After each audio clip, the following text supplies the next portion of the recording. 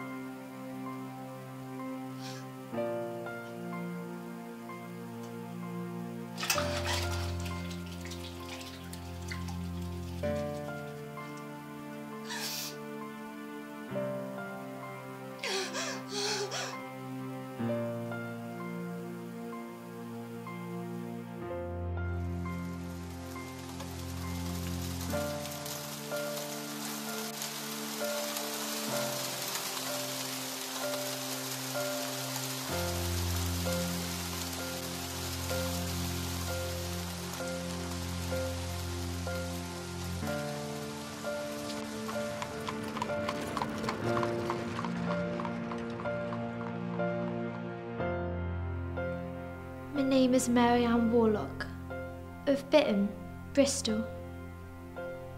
Prisoner is my mother. Thomas Worlock was my father. I recollect the day father was taken ill from drinking beer. It was on a Monday. Father came home that day and sent me to the public house to buy beer. I was to get it in a jug. The jug usually hung on a nail.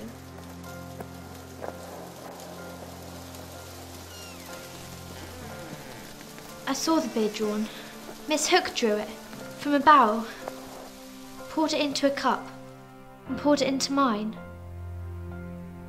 Before she put it in a jug, I did not see anything done to the jug. I went home and met my mother. I gave her the beer. She then told me to go after my brother and sister to Oldland Common. Our house is on the common. I went for them.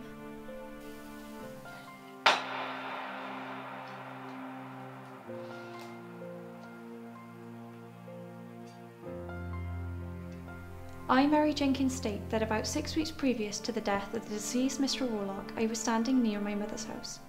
I was then accosted by the prisoner, who asked me whether I knew where I could get anything to put people to sleep. I told her there was a druggist shop a little farther on where she could get some Godfrey's cordial, which was given to children for that purpose. She said that would not do, as it was to kill rats with. I told her she could get that also at the same shop. I agreed to accompany her to the druggist shop, which was kept by Mr. Wine. A young woman served us. The prisoner asked for twopence worth of something to kill rats with.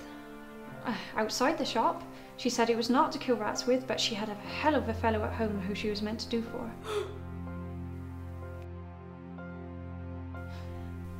She gave me threepence for my trouble, and told me she was more willing to trust me as I was a stranger to her.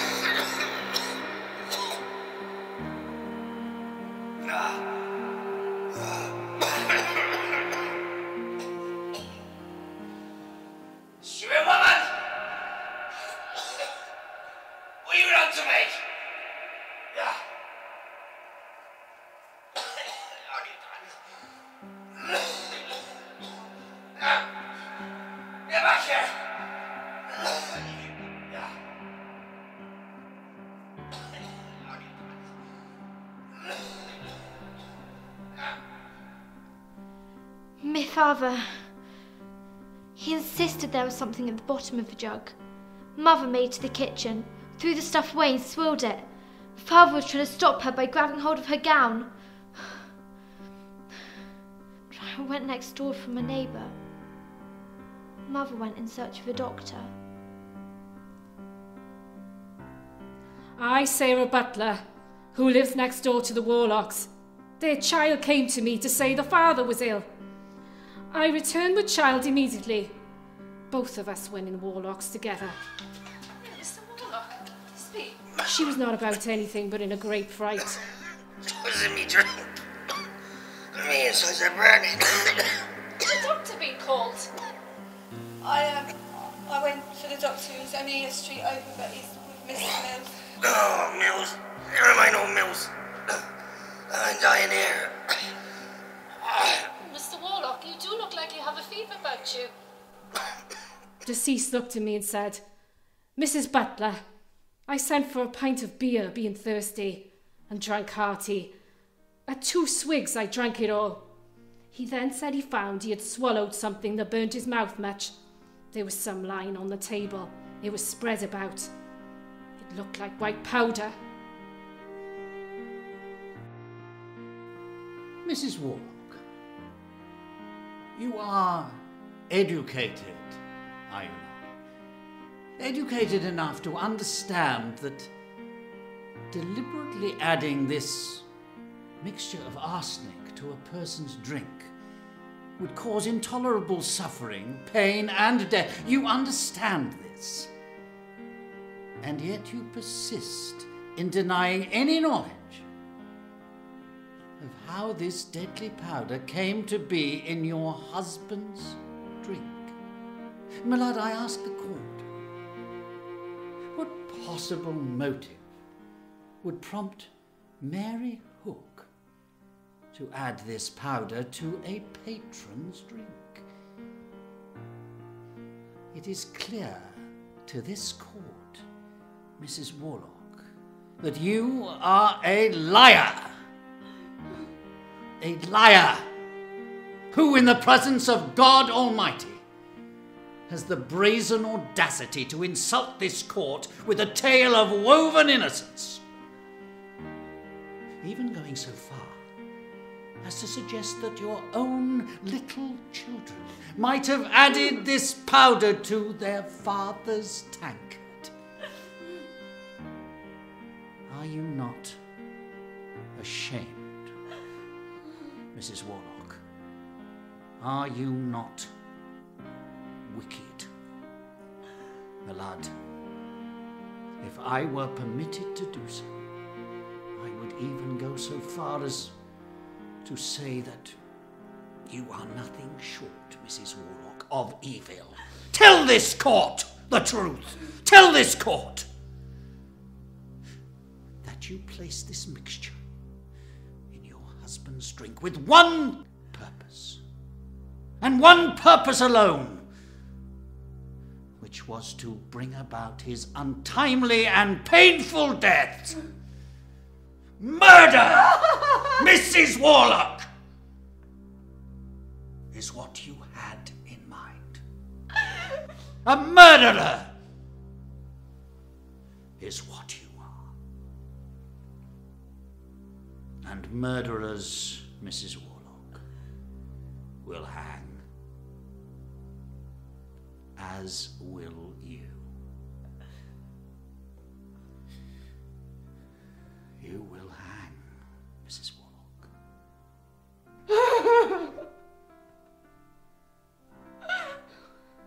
You will hang. After the coroner's inquest, I told the prisoner what had passed, and after that, she was taken into custody. I said there was strong evidence of her having bought poison some weeks before. She denied it. She always said she loved her husband too well to do such a deed. However, at the request of the prisoner after conviction, I visited her on the morning of her execution, where she confessed to me that some time before the death of her husband, she had bought 2 penn'orth of arsenic at a shop on Kingswood Hill with the full intent to poison her husband.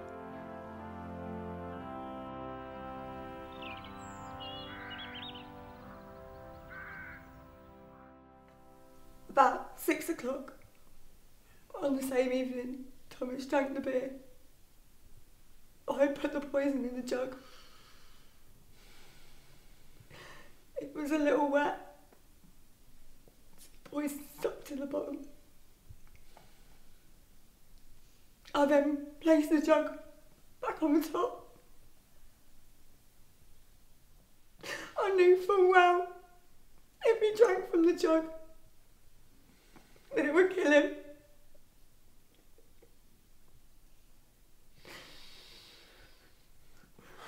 Why would you commit so foul an act, Rebecca? Because he beat me. He called me some of the most obnoxious names, all without foundation. He would make me feel so very worthless. He name-called, and in front of the children. I suppose one would say I was looking for a way out, but I was too much of a coward to do myself in.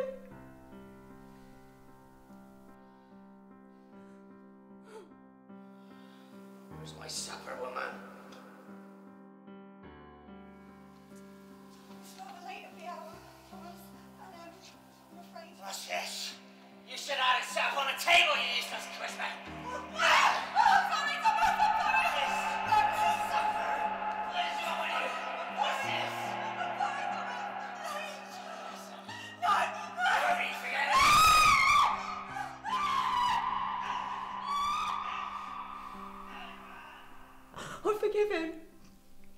he said I am too forgiving because I had indeed confessed that I put the poison in his jug. He expressed his forgiveness to me over and over.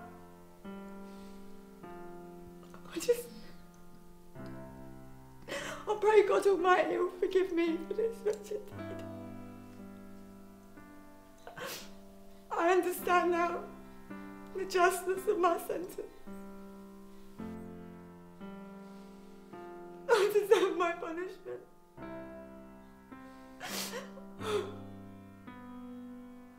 What will happen to my children? They will be taken into care when you are no more. Oh! May I see him again? If not over, just Marianne. I wanted to know how very sorry I am. I cannot allow that. The jailer has refused such a request. No! Is there anything else you want before they call you to the gallows? Oh! I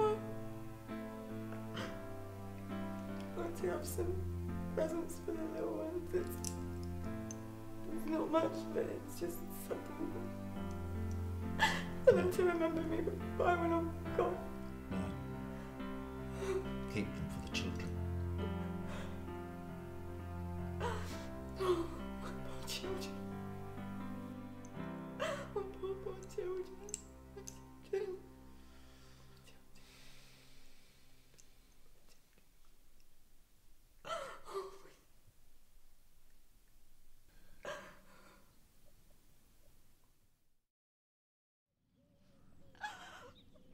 Oh, forgive me, God. Live without hope. Oh, my poor children. Does it matter how you get to the end of your rope? Pour that poison down. Take your last pleasure in the sorrows you drown. Pour that poison down. Savior and rescuer, there in my hands, like a boy thrown as I drowned. So I watched you drink it down.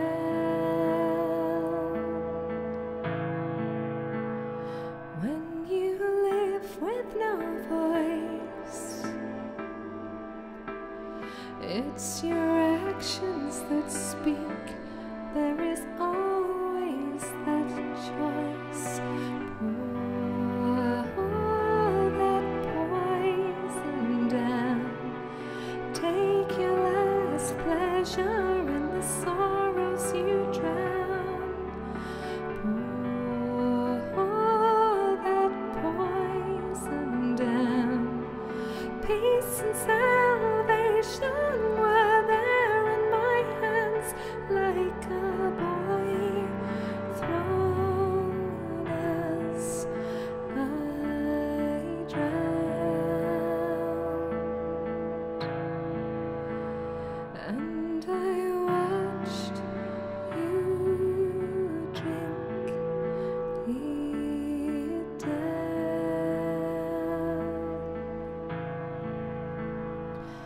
Wield the weapon of the weak. No mercy's the